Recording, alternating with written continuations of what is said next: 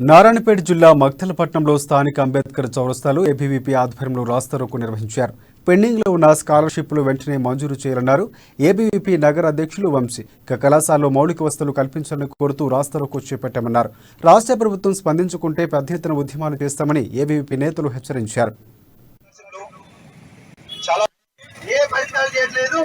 కేవలం రాజకీయాల కోసం వాళ్ళ పార్టీ కోసం కాదు. ఈరోజు మేము అంబేద్కర్ చౌరస్తా రాష్ట్రవ్యాప్త చేయడానికి ముఖ్య ఉద్దేశం వచ్చేసి దాదాపు మన తెలంగాణ రాష్ట్రంలో 2200 కోట్ల రియంబర్స్మెంట్ అదేవిధంగా స్కాలర్షిప్ ని విడుదల చేయలేదు.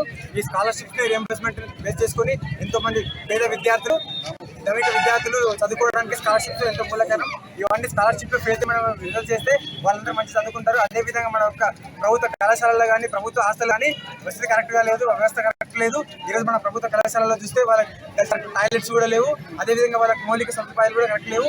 అదేవిధంగా మన గవర్నమెంట్ హాస్టల్ చూస్తామంటే ఫుడ్ కూడా కరెక్ట్ లేదు. ఆ రోజు మన కేసీఆర్ సార్ ఏమన్నారంటే నా మన్మడు ఏదైతే ఫుడ్ తింటున్నాడో అదే ఫుడ్ ని మన గవర్నమెంట్ హాస్టల్లో పెడుతున్నారని అంటున్నారు. ఈరోజు మన